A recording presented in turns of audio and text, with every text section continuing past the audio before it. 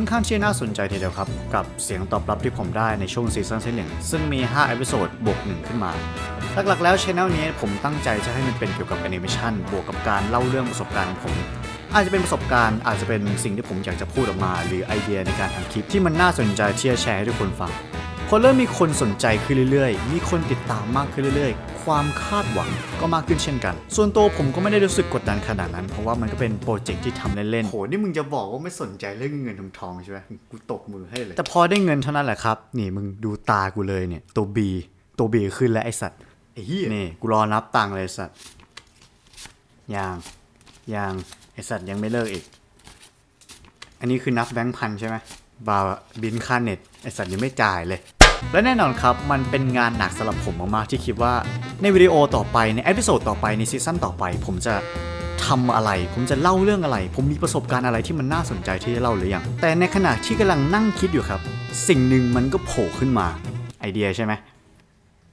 ขี้ครับขี้โผล่ขึ้นมาเพราะกูนั่งขี้อยู่ไม่ใช่ครับไอเดียที่ว่าคือผมจะทำการเล่าประสบการณ์ของตัวเองแต่ไม่ใช่ในตอนนี้หรือในอนาคตมันกลับไปเป็นที่อดีตของผมครับในความชิบหายของชีวิตของนั้นชายฮูดมันได้มีส่วนเกี่ยวข้องมากมายเหลือเกินเพราะว่าอย่างน้อยมันก็ตอบคำถามได้ทำไมมันถึงเป็นคนขี้เกียจเห็นแก่ตัวขาดความรับผิดชอบหยาบคายมองโลกในแง่ร้ายผัดวันประกันพรุ่งเยอะเกินเฮียนี่คือแอบสูตเลยทำไมผมถึงเฮี้ยขนาดนี้และซึ่งวันนี้ครับถ้าเกิดเราจะต้องหาคำตอบของคำถามนั้นเนี่ยเราจะต้องย้อนเวลากลับไปครับอินโทรมาโอ้โหสัตว์เนี่ยมัวแต่เล่นกับแมวนั่นแหละอินโทรมากดเหี้ยกดยินดีทุกคนต้อนรับเข้าสู่ซีรีส์เล็กๆที่ผมทำมาขั้นระหว่างซีซั่นที่1กับซีซั่นที่2ซีรีส์เล็กๆที่ผมทำมาเพื่ออธิบายความเป็นมาของตัวเองใน5เอพิโซดต่อจากนี้ผมจะพาคุณไปผจญภัยและไขข้อข้องใจถึงความจังไรของผมพร้อมๆกันโดยผมจะเรียกมันว่าชิบหายชายฮูดซึ่งก็คือความชิบหายในวัยเด็กของผมนั่นเองและชิบหายชายฮูดวันนี้ขอเสนอในช่วงเรื่องราวในวัยอนุบาลครับ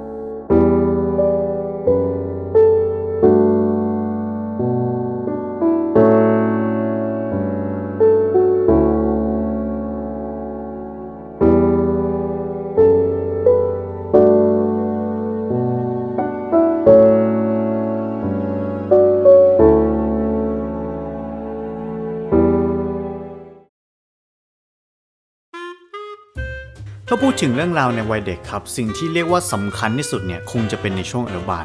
มันคือช่วงแรกครับที่ผมได้ออกไปเรียนได้ออกไปเจอเพื่อนได้ร้องไห้เพราะว่าทำไมพ่อถึงทิ้งกูไปอยู่กับไอ้คนพวกนี้และที่สำคัญครับแม่งมีผู้หญิงที่อยู่ในวัยเดียวกับมึง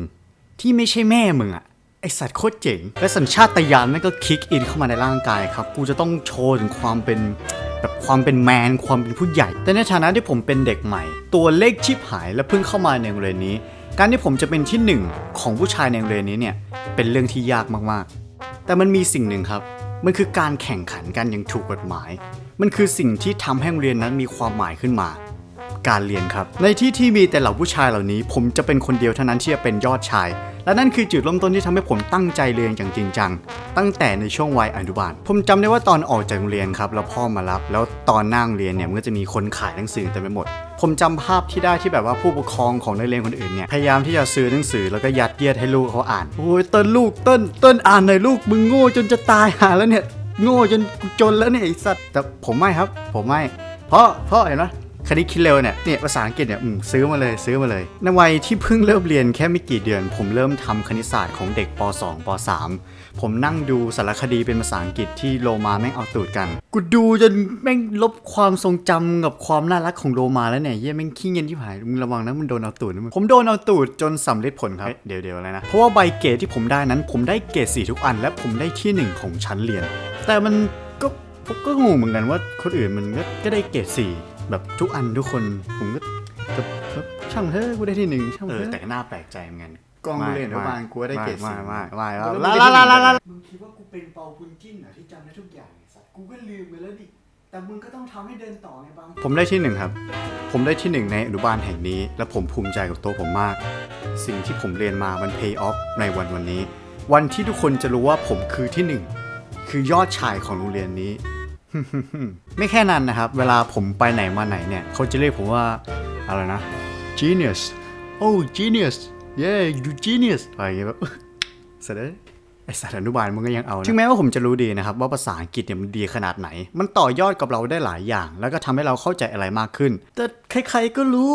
ว่าจุดเป้าหมายของกูมันไม่ใช่อย่างนั้นพูดง่ายๆว่าการเรียนภาษาอังกฤษผมนั้นคือการเรียนอวดคนอื่นนั่นแหละแต่เหนือสิ่งอื่นใดครับผมเรียนเพื่ออวดลุงโดยเฉพาะเลยลุงค่อนข้างที่จะเป็นเด็กฉลาดแล้วก็เด็กชอบเรียนครับผมเนี่ยครับก็เลยอยากที่จะเรียนเก่งแล้วก็เอาคะแนนดีๆเนี่ยไปอวดน้องลุงของผมนั่นเองเรียกได้ว่าเธอเป็นคนแรกเลยครับที่ทำให้ผมเนี่ยสนใจในการเรียนมากขนาดนี้อีกอย่างนะครับคำศัพท์ภาษาอังกฤษที่ผมจำได้เนี่ยนอกจากพวก A bird นก B back อะไรว่าไปเนี่ยก็คือคำว่า LOVE ครับหรือ love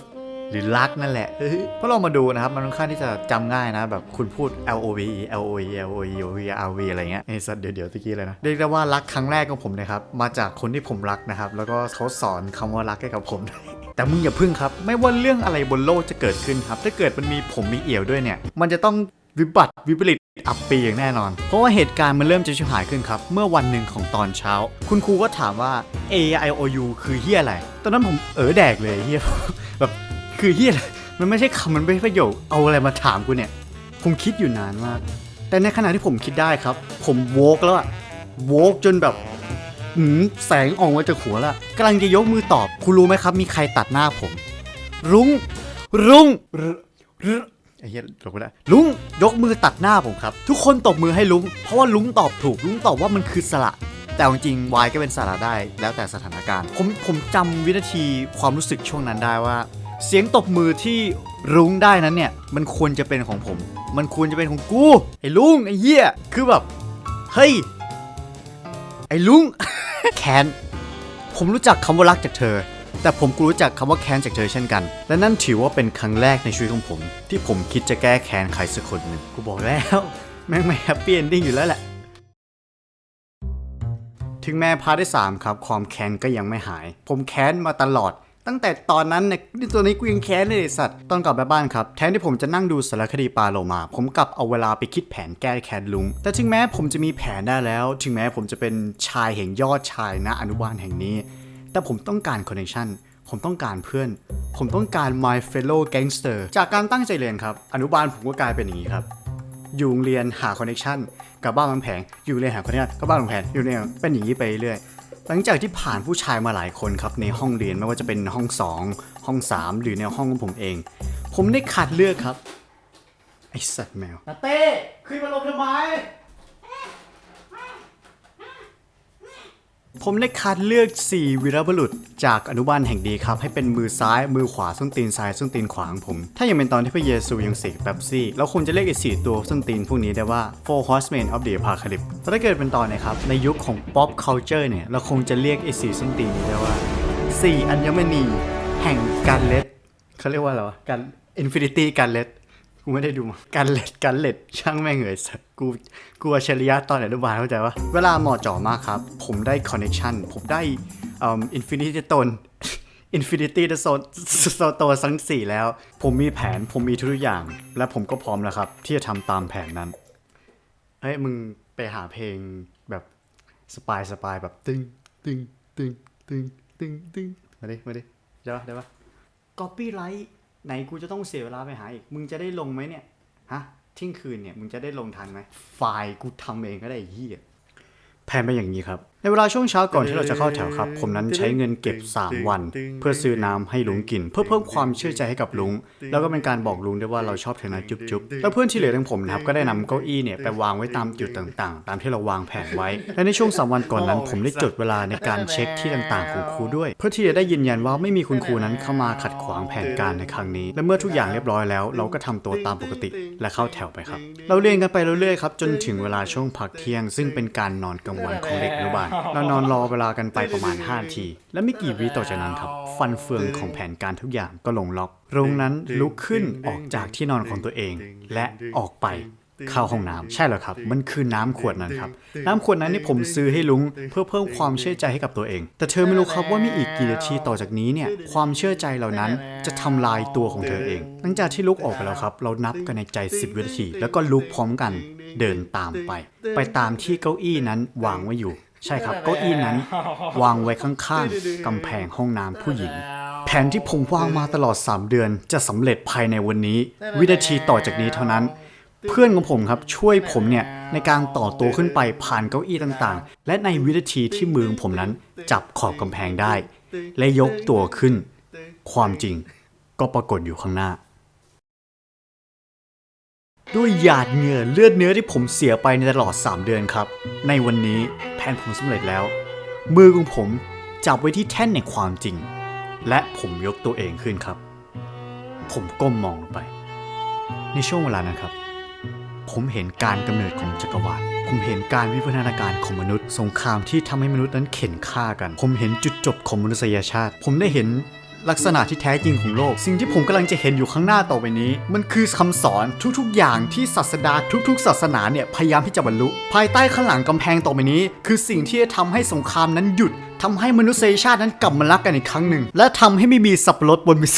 และในขณะที่สายตาของผมนั้นกำลังก้มมองลงไปผมได้รู้แล้วครับว่าผมเกิดมาคุ้มค่าแล้วในชีวิตนี้ผมสามารถที่จะตายตรงนี้ได้โดยไม่รู้สึกถึงอะไรตกค้างอยู่ภายในจิตใจถ้าคุณไม่เคยรู้ว่า1 นาทีที่นานที่สุดของชีวิตคุณเนี่ยเป็นยังไง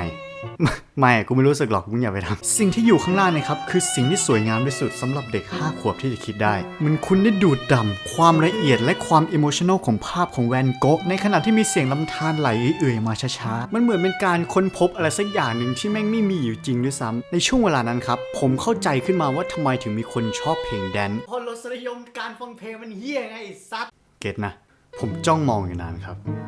จ้องมองอยู่นานมากผมมองแล้วก็นึกถึงอนาคตของตัวเองไป